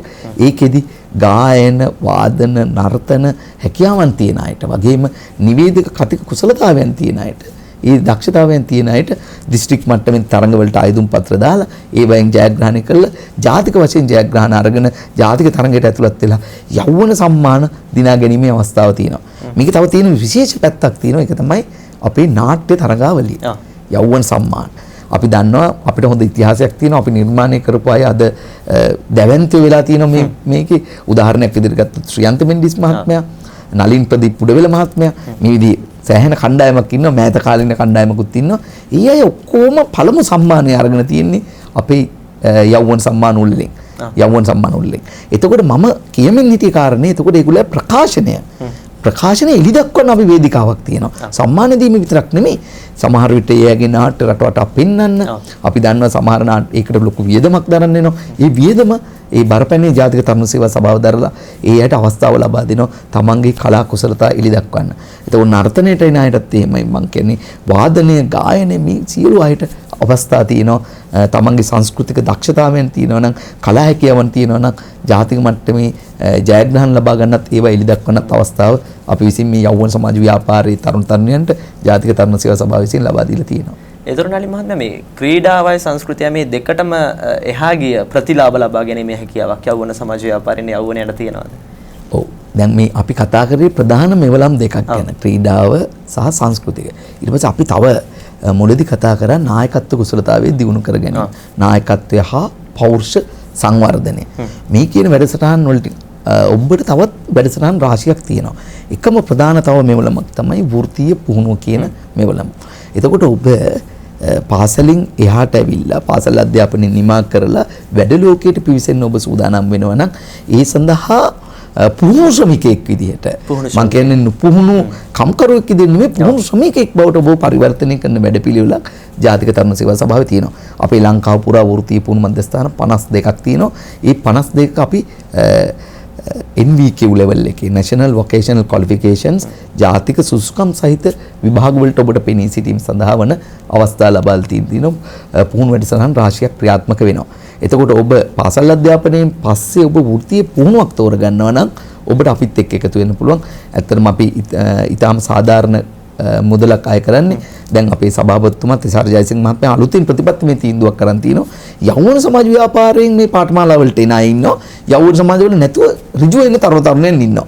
යෞවන සමාජ ව්‍යාපාරයෙන් මේ පාඨමාලා හැදෑරීම සඳහා එන අයට යම්කිසි මුදලක් අඩු කරලා ඒ කියන්නේ පාඨමාලා ගාස්තුවෙන් සාධාරණ ප්‍රමාණයක් අඩු කරලා ඒක ලබා දෙන්න. ඒ වගේම පාඨමාලා ගාස්තු අය කරන ඒ වගේම ගාස්තු අය නොකරන ගාස්තු අය නොකරන නොමිලේ කරන පුහුණු වැඩසටහන් පාඨමාලා තියෙනවා. ඒ පාඨමාලා වලට ඔබගේ ළඟම පුහුණු මධ්‍යස්ථානයට ගිහිල්ලා සාකච්ඡා කරලා ඒකට ඇතුළත් වෙලා ඔබගේ වෘත්තීය මඟ ජය ගන්න වෘත්තීය අධ්‍යාපනයේ පිවිසෙන්න අපි අවස්ථාව සලසා දීලා තියෙනවා. එතකොට අපි මුලින් කතා කරා ක්‍රීඩා දක්ෂතාව ගැන, ඊට පස්සේ අපි සංස්කෘතික දක්ෂතාව ගැන කතා කරා, ඊට පස්සේ අපි දැන් වෘත්තීය පුහුණුව. ඒකට අනුබද්ධිත තව කතන්දරයක් තියෙනවා. ඒක තමයි වෘත්තීය මාර්ගෝපදේශන. වෘත්තීය මාර්ගෝපදේශන කියන්නේ මේකත් ඉතාම වැදගත්. තරුණ සංවර්ධනයේදී අපි යොදා ගන්න ඕනේ ඇත්තට මේ මෙවලමක්. මේ මෙවලම අපි වෙනත් ලෝකේ රටවල් එක්ක ගණිතී අපි ටිකක් පහුවෙලා මේ මෙවලම පටන් ගත්තේ. හැබැයි දැන් අපි තාම දියුණු තත්ත්වයට ඒක ගෙනල්ලා තිනවා. අපි මනෝමිතික පරීක්ෂණයක් කරනවා. ඒක සයිකෝමෙට්‍රික් ටෙස්ට් එකක්. ඒ ටෙස්ට් එකෙන් අපිට බලා ගන්න පුළුවන් අපි කියමු අපි O level කරලා A level විෂයන් තෝරගනිද්දී ඔබට මේ මනෝමිතික පරීක්ෂණේ ගයිඩ්ලයින් එකක් ගන්න පුළුවන්. මේ මනෝමිතික පරීක්ෂණයට ඔබ විසින් උත්තර දීලා ඒක ඔන්ලයින් කරන වැඩසටහනක්. ඔන්ලයින් ඔබ විසින් උත්තර දීලා ඒක ගැන ඔබට කැරියර් කවුන්සලර් කෙනෙක් ගාවට වෘත්තීය මාර්ගෝපදේශනෙක් මුණ ගැහිලා ඔබත් එක්ක කතා කරන්න පුළුවන්. මම වඩාත්ම දක්ෂ ශාස්ත්‍රයේ කුමක්ද? වඩාත්ම දක්ෂ ශාස්ත්‍රයේ මං ඇත්තට මගේ හදවතින්ම වඩාත් කැමති ශාස්ත්‍රය මොකක්ද? මේ දක්ෂකමයි කැමැත්තයි එකතු වුණොත් ඔබට වෘත්තීය ජීවිතය සාර්ථක කරගන්න පුළුවන්. ඒක ඇත්තට මනෝවිද්‍යාත්මක පරීක්ෂණයකින් තහවුරු කරගත්තොත් ඒකේ ප්‍රතිඵලය අනුව ඔබට අනාගතය සැලසුම් කරගන්න පුළුවන්. ඒ සඳහා අපි අවස්ථාව ලබා දීලා තියෙනවා මේ මනෝමිතික පරීක්ෂණය. එතකොට දැන් මං කියන්නේ උසස් පෙළ අපි විෂයන් තෝරගන්නේ කොහොමද? අපේ එක්ක යාළුවන්ගේ බලපෑමෙන් එක්ක අපේ දෙමව්පියන්ගේ කැමැත්ත මේ කාරණා එක්ක අපි තෝරගන්න උසස් පෙළ විෂයන් ධාරාවන් අතරේ සමහර විට අපි අතරමං වෙන්නත් පුළුවන්. අපිට අපේක්ෂිත ප්‍රතිඵල ගන්න නැති වෙන්නත් පුළුවන්. හැබැයි මේ වැඩසටහන ඇතුලේ ඔබට පැහැදිලිවම නිශ්චිතවම ඔබට ජයග්‍රහණය ලැබිය හැකි ශ්‍රේෂ්ඨ මොකක්ද කියන එක ඔබට හඳුනා ගන්න අවස්ථාවක් තියෙනවා. ලෝකේ ජර්මනියෙන් තමයි මේක ඉස්සෙල්ලම පටන් ගත්තේ. ලෝකේ දියුණු රටවල් මේක භාවිත කරා. දැන් අපි මේ ටූල් එක ලංකාවට ගෙනල්ලා තියෙනවා. මේ මනෝමිතික පරීක්ෂණය ඇතුලේ වෘත්තීය මාර්ගෝපදේශන වැඩසටහන් වලට සහභාගී වුණොත් ඔබට ඔබගේ අනාගතයේ ජය ගැනීම සම්බන්ධයෙන් යම් හොඳ යහපත් සංවර්ධනාත්මක තීන්දුවක් ගන්න පුළුවන්. එතකොට මේ සහකාර අධ්‍යක්ෂතුමනි දැන් අපි දන්නා මේ විදිහට යෞවන වියේ පසුවෙන දරුවන්ට අත්‍යවශ්‍යම පාඨමාලා දෙකක් විතර අපිට පරිගණක පාඨමාලාව. ඒ වගේම ඉංග්‍රීසි පාඨමාලාව. මේ දෙක හඳුන්වා දෙන්න පුළුවන්. ඒතර මේ පාඨමාලාවන් සම්බන්ධයෙන් යෞවන සමාජ ව්‍යාපාරය තුළ මොන වගේ ක්‍රියාවලියක්ද ක්‍රියාවට නැන්වෙන්නේ? ඇත්තටම මම කිව්වා අපි තරුණ සංවර්ධන කිරිස මේ පාලමක් හදාගෙන යෞවන සමාජය පාවිච්චි කරනවා කියලා. ඒතකොට යෞවන සමාජ සමාජිකයන්ට මේ පණිවිඩය රැගෙන යන්න අපි මෙවලමක් විදිහට යෞවන සමාජය පාවිච්චි කරනවා. හැබැයි මේ වෘත්තීය පුහුණු පාඨමාලා එකක්වත් යෞවන සමාජවල අයට පමණක් සීමා වෙච්ච ඒවා නෙමෙයි. යෞවන සමාජවල නැති මේ රටේ තරුණ දුවදරුවන්ට ඇවිල්ලා අපිත් එක්ක වෘත්තීය පුහුණුව හදාරන්න පුළුවන්. හැබැයි අපි ඒ අයට විශේෂයක් කරනවා. යෞවන සමාජවල අයට මේ වෘත්තීය පුහුණුව හදාරන්න සම්බන්ධ කර ගනිද්දී. එතකොට දැන් අපි පරිගණක ශාස්ත්‍රය හා ඉංග්‍රීසි ශාස්ත්‍රය පරිගණක පාඨමාලා කියන එක කලින් තියුනේ ඇත්තටම රැකියාවක් ලබා ගැනීම සඳහා ප්‍රධාන සුදුසුකම් විදියට. දැන් ඒක අතිරේක සුදුසුකමක් බවට පත් වෙලා තිනවා. පරිගණක සාක්ෂරතාවය අනිවාර්යයි තමන් කරන රැකියාවට. ඒ නිසා පරිගණක පාඨමාලා වලින් ඔබට NVQ level 4 level 5 දක්වා ඉගෙන ගන්න පහසුකම ජාතික තරුණ සේවා සභාව ලබා දීලා තියෙනවා පරිගණක පාඨමාලාවලින්. එතකොට භාෂාව. දැන් භාෂාව ගැන කතා කරොත් ඉංග්‍රීසි විතරක් නෙමෙයි. දැන් අපේ අලුත්ම ඉලක්කය තමයි ජපාන් භාෂාව හා වෙනත් භාෂා වලට යන එක. දැන් ජපානයේ සහ කොරියාවේ ඇත්තටම රැකියා අවස්ථා විශාල ප්‍රමාණයක් තියෙනවා. හැබැයි භාෂාමය ගැටලුව අපිට තියෙනවා. හැබැයි අපි භාෂාව ඉගෙන ගත්තොත් ප්‍රධාන වශයෙන් අපිට රැකියාවකට යන්න අවස්ථාව ලැබෙනවා. හැබැයි මේ භාෂාව තවදුරටත් ගැඹුරින් ඉගෙන ගත්තොත් අපිට ඒ සාහිත්‍ය ඇසුරු කරන්න පුළුවන්. ඒකේ තියෙන දියුණු දේවල් ටික අපේ රටට ගේන්න පුළුවන්. මේ විදිහේ වැඩපිළිවෙලක් තියෙනවා. හැබැයි ඊළඟ කාරණේ තමයි මේ භාෂා දියුණු කරොත් ඒ අය යන්නේ තාක්ෂණික වශයෙන් දියුණු රටවල් වලට. එතකොට මේ දියුණු තාක්ෂණය අපේ රටට ගලන්න ඒක ඉවහල් වෙනවා. නැවත ගේනේ ඉන්න. ඒ අය ගිහිල්ලා මේ තාක්ෂණික මෙවලම් එක්ක වැඩ කරලා එතනින් ඉගෙන ගන්න ඒ ලබා ගන්න අත්දැකීම් වලින් අපේ රට සංවර්ධනය කරන්න පුළුවන්. ලෝකයේම දියුණු කරගත් රටවල් තියෙනවා. ඒ නිසා අපි දැන් ඉංග්‍රීසි භාෂාවෙන් ඔබට ජපන් භාෂාව, එතකොට කොරියන් භාෂාව හා වෙනත් භාෂා ගැන සිතමින් ඉන්නවා. අපි ජපන් භාෂාව පුහුණු වැඩසටහන මේ අවුරුද්දේ පටන් ගන්නවා. ඒ විදිහ භාෂාවල් වැඩි ප්‍රමාණයක් වැඩි තාක්ෂණයේ තියෙන රටවල් වල තියෙන භාෂාවන් ඉගෙනීම හරහා අපේ අරමුණු බලාපොරොත්තු ගොඩක් තියෙනවා මේ රට සංවර්ධනය කරන්න. සංවර්ධනය කරගෙන. ඒතකොට දැන් මේ සහකාර අධ්‍යක්ෂතුමනි දැන් අපි දන්නවා දැන් මේ විදිහට අපේ රට COVID-19 වසංගත තත්ත්වය හැමුවේ දැඩි ලෙස පීඩාවකට පත් වෙලා ඉන්නේ. ඒතකොට මේ COVID-19 වසංගත තත්ත්වයත් එක්කලා මේ තරුණ සේවා ව්‍යාපාරයේ මේ තරුණ සේවා මේ සංවිධානයේ වැඩ කටයුතු කරගෙන යන්නේ කොහොමද? වසංගතයත් එක්ක. ඇත්තටම අපි දැන් මම කියන්නේ කොවිඩ් මුල් රැල්ල වෙලාවේ අපි අර ජව සම්පන්නභාවයේ සම්පූර්ණයෙන් අඩු වුණා. මොකද මේ වෙලාවේ අපිටත් ඒක අලුත් අත්දැකීමක් නේ රටේ සියලු දෙනාට වගේම තරුණයන්ටත් ඒක අත්දැකීමක්. ජාතික තරුණ සේවා සභාවටත් අලුත් අත්දැකීමක්. ඊට පස්සේ අපි දැන් හිමීට අපි ඉස්සරහට යනකොට අර නිව් නෝමල් එක ඇතුලේ කොහොමද අපි වැඩ කරන්නේ කියන කාරණේට ආවා. එතකොට ඇත්තටම අපේ සමහරට යවුන් සමාජ පිහිටවීම ප්‍රාදේශීය මණ්ඩල රැස්වීම මිනිස්සු එකට මුණ ගැහෙන තැන් මේ පිළිබඳ ප්‍රශ්න ඇති වුණා. දැන් අපි අලුතෙන් හොයාගෙන යනවා කොහොමද අපි මේ තත්ත්වෙට මුහුණ දෙන්නේ කියලා. උදාහරණයක් විදිහට ගත්තොත් අපේ ප්‍රාදේශීය මට්ටමේ සංවිධාන ගම් මට්ටමේ සංවිධානවල සම්බන්ධයෙන් තාම එහෙම පහළටම ගිහලා නැහැ. අපි ප්‍රාදේශීය මට්ටමේ සංවිධානවල රැස්වීම අපි ඔන්ලයින් ක්‍රමයට යන්නේ කොහොමද කියලා. හැබැයි අපි මෙතනදී සංවේදී වෙන කාරණයක් තියෙනවා. ඒකේ සමාජිකත්වයේ ලබන නිරතල් දරන තරුණයන්ට මේ පහසුකම් ටික තියෙනවාද කියන කාරණය. මොකද උන්ට යම් පහසුකම් නැතිවීමක් නිසා සමහරට උන්ගේ අනාගත අපේක්ෂාවන් පටු වෙලා මේ ව්‍යාපාරයට ඇවිල්ලා එහෙම ඉන්න අයත් ඉන්න පුළුවන් ජයග්‍රහණයක් ලබා ගැනීම ඇරුණින්. ඒකෝට දැන් මේක ඇතුළත් අපි කොට වුණොත් ඒ කියන කාරණාවලට යාට යම් අසාධාරණයක් වෙනවා. හැබැයි අපි උත්සාහ කරනවා අපි සොයා බලමින් ඉන්නවා ඒ අයත් එක්ක කොහොමද මේ ඔන්ලයින් කටයුතු කරන්න කියලා. හැබැයි මේ කොවිඩ් වසංගතයේ අපිට අභියෝගයක් ඇත්තටම අපි මේ යවුන් සමාජ ව්‍යාපාරයේ ප්‍රධානම අරමුණක් තියෙනවා මේ සමාජානුයෝජනය. ඒක සම්බන්ධයෙන් ගැටලුව මේ කොවිඩ් වසංගතය ඇතුළේ ඇති වෙලා තියෙනවා. හැබැයි අපි මේ සාකච්ඡාව සංවාදයේ දිගින් දිගටම කරගෙන යනවා. මේ අභියෝගය ඇතුළේ යවුන් සමාජ ව්‍යාපාරයේ කොහොමද කොවිඩ් වසංගතයට මුහුණ දෙන්නේ?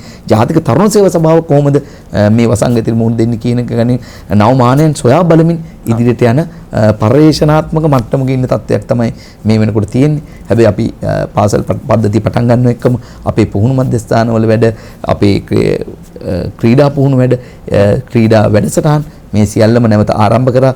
දැන් මේ දෙවනි රැල්ලත් එක්කම යම් ප්‍රමාණයකට යම් හැකිලීමක් තියෙනවා. අපි මේ වෙලාවේ සොයා බලමින් ඉන්නවා කොහොමද මේකට උපක්‍රමිකව මුහුණ දෙන්නේ කියලා. ඒතකොට මේ සහකාර අධ්‍යක්ෂතුමනි දැන් මේ වෙද්දිත් යවුන සමාජ ව්‍යාපාරය හරහා ක්‍රියාවට නැන්වෙන යම් පාඨමාලාවල් තියෙනවා නම් ඒ පාඨමාලාවල් මේ වෙද්දී ඔන්ලයින් විදිහට මේ ඒ යවුණයන්ට ඒ පාඨමාලාවල් සම්පූර්ණ කිරීමට අවස්ථාව දීලා තියෙනවද නැත්නම් ඒවා తాවකාලිකව නැවතීමට ලක් වෙලා තියෙනවද? නෑ අපි කොවිඩ් මුල් අවස්ථාවේදී පාඨමාලා එතකොට අපේ කණ්ඩායමක් බඳවගෙන මැද අපි හිටියේ. ඒ කොවිඩ් රැල්ලෙද්දී එතකොට ඒ දරුවන්ට ඇත්තටම අතරමං වීමක්. ඒ කියන්නේ මේ පාඨමාලාවට ඇතුල් වෙලා පාඨමාලාව පටන් අරගෙන මූලික කරුණු ටික කරලා ඉවරනට පස්සේ තමයි රට වහන්න සිද්ධ වුනේ. හැබැයි අපි මේ වෙලාවේ ජාතික රූපවාහිනියත් එක්ක එකතු වෙලා රූපවාහිනිය හරහා ඉගැන්වීම් කටයුතු සිදු කරා. හැබැයි ඔබ දන්නවා රූපවාහිනිය හරහා ඉගැන්වීම් කටයුතු සිදු කරනකොට ඒක වන් වේ කමියුනිකේෂන් එකක් තියෙනවා. මම උගන්වමින් ඉන්නවා. හැබැයි ඒ දරුවන් ඒ අවබෝධ කරගත්තාද කියන හැඟීම මං ගාව නැහැ. දෙවෙනි එක තමයි ලයිව් උගන්වනකොට දැන් අපි සජීවී ඉගැන්වීමකදී ඒ දරුවන්ගේ ප්‍රතිචාරය අපිට පේනවා. ඒකෝට අපිත් සජීවී වෙනවා. මේ විදිහ අභියෝග රසක් අපිට තිබුණා. මම හිතන්නේ අපි අභියෝගේ ජයගැනීමෙන් ඉස්සරහට ගියා. ගොඩක් අය පස්සේ කතා කරලා අරකේ අඩුපාඩු කිව්වම අපි දෙවෙනි පාඩමේදී අර අඩුපාඩු ගැන මූලික සාකච්ඡාවක් කරලා ඒ දැනුවත් වෙච්ච කාරණා ගැන කියලා ඉස්සරහට යන්න ගත්තා. නමුත් ඇත්තටම අතිසාර්ථකත්වයක් ලබා ගන්න බැරි වුණා. පස්සේ අපි නැවත පාඨමාලා පටන් ගත්තට පස්සේ අපිට එක බැජ් එකක් ඇත්තටම මිස් වුණා. අර කණ්ඩායම අපි කන්ටිනියු කරා. උදාහරණයක් විදිහට මාස 6ක පාඨමාලාව කරන අයට සමහරට මාස 9 අවුරුද්දක් දක්වා මේ පාඨමාලා විභාගයට පෙනීම සිටීමට කාලය ගත්තා. ඒ විදිහ උපක්‍රම වලින් තමයි ක්‍රියාත්මක වුණේ. ඔන්ලයින් අපි ඉගෙනීම් කටයුතු කරනවා. ඔන්ලයින් ඉගෙනීම් කටයුතු කරනවා බොහෝ විට ඔබ කිව්වා වගේ පරිගණක පාඨමාලා ඒ පරිගණක සාක්ෂරතාවයක් සහිත ඒගේ ඔන්ලයින් ඉගෙනීම. හැබැයි දැන් අපි සාමාන්‍යයෙන් කිව්වොත් වෙල්ඩින් ශිල්පය මේ වගේ ඔන්ලයින් උගන්වන්න බැරි කාර්මික දේවල් ටිකක් තියෙනවා. ඒකේ අතේ හුරුව ඒ නිපුණතාවය ඔහු ලබා ගත යුතුයි. ඉතින් මේ කියන කාරණාවලදී අපි කාලසටහන් හදලා පිරිස අඩු කළා. එතකොට උදේ පැය දෙකට ප්‍රැක්ටිකල් එකට එන අය ඊළඟ පැය දෙකට එන අය මේ විදිහ විවිධ උපක්‍රම පාවිච්චි කරලා මේ තත්ත්වය ඇතුලේ කොවිඩ් වසංගතය ඇතුලේ ඉස්සරහට යන්න කොහොමද කියන එක ගැන සාකච්ඡා කරමින් ඉදිරියට ගියා. මම හිතන්නේ මේ අවුරුද්දේ යම් සාර්ථකත්වයක් ලබාගෙන තිනවා. දැන් 2021 ෙදිත් අපි ඒ උපක්‍රම භාවිත කරමින් ඉස්සරහට යනවා. හැබැයි මේ වෙලාවේ අපේ පන්ති කාමරවල ඉගැන්වීම් කටයුතු සිද්ධ කරනවා. 20යි 21 දී ඒ උපක්‍රමات භාවිතා කරගෙන ඉදිරියට යනකොට අවසාන වශයෙන් ඔබතුමාට මේ වැඩසටහනත් එක්ක අපිත් එක්ක සම්බන්ධලා ඉන්න අපේ ආදරණීය ප්‍රේක්ෂකයන්ට ඒ වගේම අපේ ආදරණීය යෞවනයන්ට මේ යෞවන සමාජ ව්‍යාපාරය සම්බන්ධයෙන් ඔබතුමන්ට අවසන් වශයෙන් ලබා දෙන්නට තියෙන මොකක් හරි ඉල්ලීමක් තියෙනවද මොන හරි අදහසක් තියෙනවද? තියෙනා නම් ඉදිරිපත් කරන්න පුළුවන්. මම මේ ප්‍රශ්නේදී පැතිකඩ කීපයක් ගැන එකක් යෞවනයට අනිකේ මම ආදරණීය දෙමව්පියන්ටත් යම් පණිවිඩයක් දෙන්න කැමතියි. අපි අධ්‍යාපනයෙන් පමණක් දියුණු වූ අය ගැන හිතනවට වඩා සමස්ත දියුණු සමස්ත පෞරුෂයෙන් හෙබි පුද්ගලයන් අපිට බිහි කරගන්න ඕන අපේ සමාජයට. දැන් උදාහරණයක් විදිහට අපි පෞගේ කාලේ මේ සමාජ මාධ්‍ය ජාලවල ගියා වෛද්‍යවරු වෙඩි තියෙනවා දරුවන්ට, එතකොට ඉංජිනේරුවෝ තමන්ගේ සේවිකාවන්ට ගන්න. දැන් ඔවුන් අධ්‍යාපන මට්ටමින් ඇත්තටම ශක්තිමත් දියුණු අය. නැත්තම් ඔහුට වෛද්‍යවරයෙක්වත් ඉංජිනේරුවෙක්වත් වෙන්න බෑනේ. හැබැයි පෞරුෂයේ ශක්තිමත් සමාජානුයෝජනයේ වෙච්ච නායකත්ව කුසලතාවෙන් විදි සමාජයේ අනික් අය ගැන සංවේදී මිනිස්සු බිහි කරන්න ඕනේ. මං කියන්නේ සමාජීය නිරෝගීභාවය ආරක්ෂා කරගන්න. සමාජයක් විදිහට දියුණු වෙන්න. ඒක නිසා මං දෙමව්පියන්ට පණිවිඩයක් දෙනවා. මේ මම දන්නවා හරි අමාරුයි විභාග ඉතාම තරංකාරී ඒක මුණ දෙන ගවම්ම පෞරුෂය ශක්තිමත් කරන වැඩසටහනකට තමන්ගේ දරුවන් දායක කරන්න ඒක අපතේ යන දෙයක් නෙමෙයි. ඒකද මම මට දෙමව්පියන්ට දෙන්න තියෙන පණිවිඩය. තරුණ ඔබට දෙන්න තියෙන පණිවිඩය ඔබ එන්න අපිත් එක්ක එකතු වෙන්න මේ ජීවිතයේ සුන්දරතම අවධිය යෞවනවිය ශක්තිමත් කරගන්නම සංවර්ධනය කරගන්න අනාගතය සඳහා ගොඩනගා ගන්න අපිත් එක්ක එකතු වෙන්න. අපි ගාව වැඩසටහන් තියෙනවා විවිධ මාවත් තියෙනවා ඔබව දියුණු කරන්න. ඒ නිසා අපිත් එක්ක එකතු වෙන්න කියන පණිවිඩය ඔබ සියලු දෙනාටම ආදරෙන් දෙන්න කැමතියි.